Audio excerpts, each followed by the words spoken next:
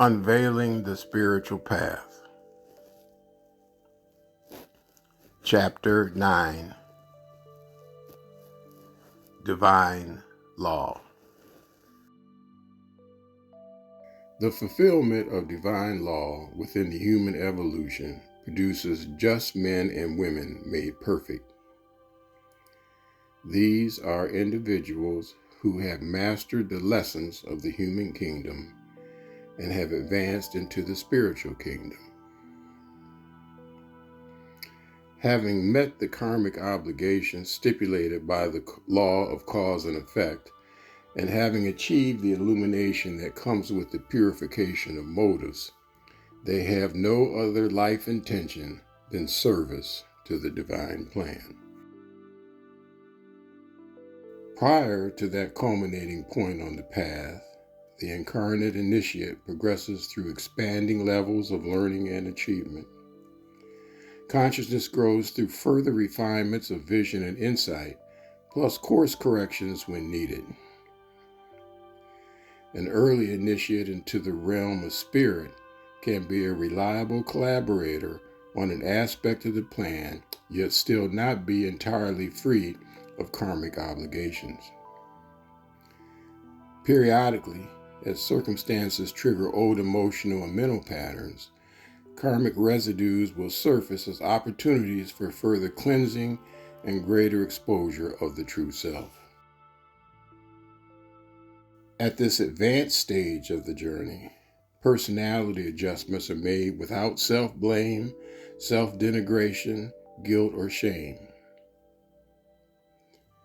Firmly identified with the higher self and consciously living in the aura of love radiating from the kingdom of souls, such emotions are left behind with the discarded shell of the old persona. The meshing of energies that occurs when a person consciously enters the realm of souls ensures a flow of divine love that is reliable, just as a beloved child can rely on the steady flow of parental love. When the personal past is redeemed and cleansed of feelings of remorse, the disciple is free to enter further into the ranks of the hierarchy. On the path of transformation, the meaning of law is also transformed. Having lived under the governance of human laws, which are often arbitrary or designed to serve the powerful, the initiate into a higher dimension of reality comes to appreciate the power of spiritual laws to transform the self. Learning to conform to these laws initially causes discomfort to the personality, but a sense of gratitude arises over time for the liberation they bring. By aligning with these undeviating laws, the lesser self becomes subordinate to the higher self, and the suffering of the human condition comes to an end. In general, seekers have no conscious remembrance of the circumstances that created karmic debt that persist into the present lifetime. Causes can only be surmised based on conditions one has faced in the current lifetime. A useful assumption is that present conditions in some way mirror what came before, except the shoe is on the other foot. At the higher stages of the path, when soul identity is secure enough to bear whatever distress may arise from encountering facts of one's karmic history, circumstances will often bring to light the factors that created the debt which finally become due. This is the chance for ultimate refinements of character that lead to the state of perfection. Most of humanity is blind to the reality that indulging in a life of illusory freedom from constraint, unconscious of harm done to others, produces liabilities in the karmic ledger or book of life that accompanies the soul from one lifetime to another. But debts eventually come due. This is the undeviating law that drives the advance of the human soul. It is the pain of penalties endured that eventually tenderizes the heart and leads the awakening soul to the path of ascent. At some point in life, a crisis produces a degree of suffering that impels the soul to search for the cause of suffering and for its relief.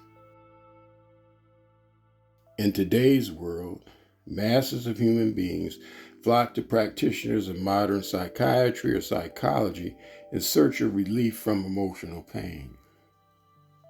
Such practitioners are skilled at identifying destructive behavior patterns and shedding light on the specific areas of the psychic in need of healing. They aim to provide comfort and solace to individuals living through acute crises, and they are trained to help patients in longer-term care to alter self-defeating behaviors. With rare exceptions, however, such practitioners will lack the capacity to help patients find the peace that passes understanding. For the soul in search of the light of wisdom to relieve the pain of life, the ultimate source of all healing will be found by treading the path to spiritual liberation. For the person who becomes first an aspirant to truth, then a disciple under the guidance of higher beings, then an initiate entering the spiritual realm, the cause of pain can be identified in the history of preceding lifetimes. Healing comes through accepting responsibility for painful life conditions and transmuting their causes. A willingness to atone for whatever past actions may have caused the suffering, whether specifically identifiable or not, is what enables constructive passage through the burning grounds and ultimate release from the prison house of an unconscious personality. The soul becomes liberated to advance into a sphere of light, love, beauty, and harmony, where the full spectrum of one's energies can be devoted to the upliftment of humanity and the good of all living creatures. The relentless stress of human living, with repeated cycles of pain and material burdens, is left behind. The fruit of complying with divine law is the transformation of a human being into a spiritual being. This is achieved through acceptance of responsibility for one's life and submission to the requirements of the path that yield identification with one's higher self. This path does not permit compromise. It cannot be trod while keeping one foot in the world of material comfort and security. On the contrary, it demands that the lesser self be extricated from that world so that it may be transfigured by spiritual light. The transfigured being then returns to the world, bringing illumination and liberation to others, elevating the human condition, before advancing fully into the realm of spirit, from where it will serve the plan through subtler means. Selfless service is a quality of the disciple. The state of selflessness is the attainment of the initiate. At the end of the path that leads into the spiritual realm, the sense of self that belonged to the personality no longer exists. Individual awareness remains, along with unique capacities honed through human experience. But the one who achieves mastery becomes absorbed into a fellowship whose mutual aim is to carry out the purpose of the Lord of this world, the creator of Earth's life and causal agent of its evolution. Individual will is sublimated to the collective will to implement the divine plan. Such is the goal of the divine law that is designed to achieve the perfection of human beings under the aegis of divine love.